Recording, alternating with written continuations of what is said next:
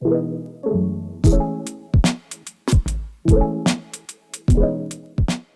in the program, we thought it might be best to jump into and address the issue of open water fears. For many swimmers, it's not so much about the actual swimming, it's about where you're swimming that's the concern.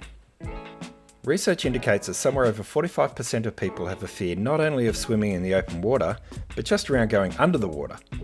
Fear of the open water can be a rational or an irrational fear. Regardless, it is still a personal fear or an anxiety that we hold, and we need to look at tools and methods to make this manageable.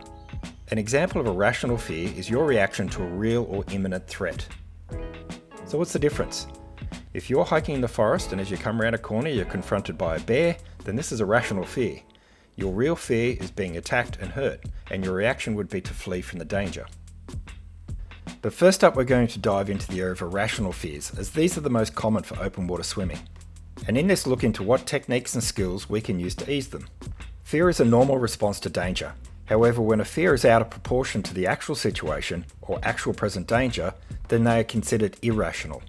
Outside the 45% of us who, according to research, have some fear around open water, other examples of common irrational fears are things like the fear of tight spaces, fear of flying, fear of heights, or even fear of dogs.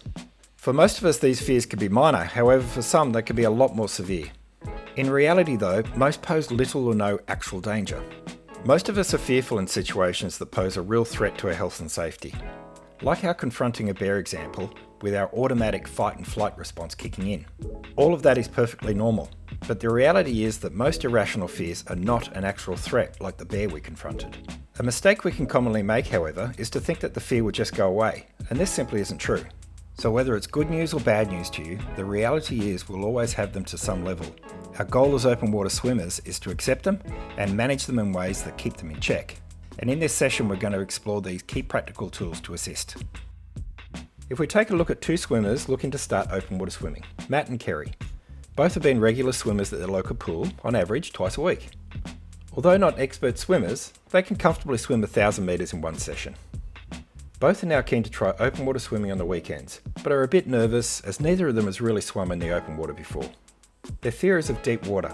They can't see the bottom or what's out there, and if they swim somewhere offshore, they might panic and struggle to get back. It's a bit daunting.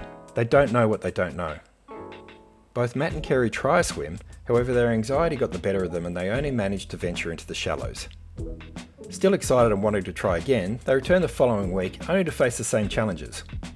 Kerry decides to research more about open water swimming, enrolling in an open water course to improve her knowledge, and did some internet research to learn some techniques to overcome her anxiety and help her progress further. She learns from the open water course and anxiety research that there are 3 common approaches to take. Firstly, to learn to control what you can. From doing open water swim research and courses, she learned how to look at open water and understand the conditions better, or where the risk may be and how to prepare herself mentally. She learned how to use visual techniques for where she was going to swim and marked in her mind what visual markers she should be looking for to know she's on track. She also looked around and found some safe places to get out of the water if she became too tired or was still uncomfortable. The second thing she learned was that gradual exposure to the environment that made her anxious in a more controlled way would help, or what most people might call exposure therapy. From the past swim she knew the water was cool, so to avoid any cool water shock she knows to step into the water gradually and not just dive in, which may spike her breathing and cause a panic reaction.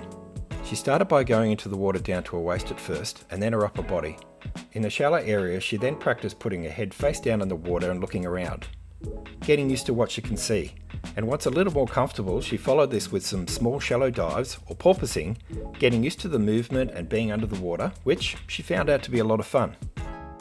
And finally she learned that developing go-to relaxation techniques would help her cope with changing conditions while she was out swimming. She practiced these techniques in the pool during her last swim to make sure she could do them easily when needed and then practice them in the open water. Kerry started with the simple technique of floating on her back. She understood that when relaxed the body can float, and being on her back she knew this was a good chance to catch her breath and ease her anxiety. She also practiced slow swimming, or simply kicking while on her back as well. Kerry discovered that slowly kicking and gradually moving herself forward with her arms was actually easier to do than just floating, and decided this was her go-to relaxation technique during a swim. After a few weekends of practicing techniques in the pool and the open water, Kerry approached some other open water swimmers to ask more questions, and decided to join in on the swim group. In explaining her concern, another swimmer in the group offered to swim next to her the entire way, so she had less thought of being isolated. The group was used to this with new swimmers and called it a swim buddy. From doing the open water swim course, she followed the swim tip and put on a pair of flippers and attached a tow float to her waist, both of these items giving her a lot more confidence. At the end of the swim, she was very grateful to the other swimmers for their support, and together they had a great time discussing their swimming adventure together. Matt, however, was still at the water's edge. He tried a few more times but ended up just doing short swims along the water's edge, keeping the shore close by. Eventually Matt decided open water swimming wasn't for him. He still enjoys his pool swims, but unfortunately missing out on the adventure and excitement of the open water. As simplistic as we made this story, you might find that it's actually quite a common one. As we mentioned earlier, anxieties and fears won't completely go away, however you can work to overcome them. I hope this helps your progression. So, we'll see you in the next video.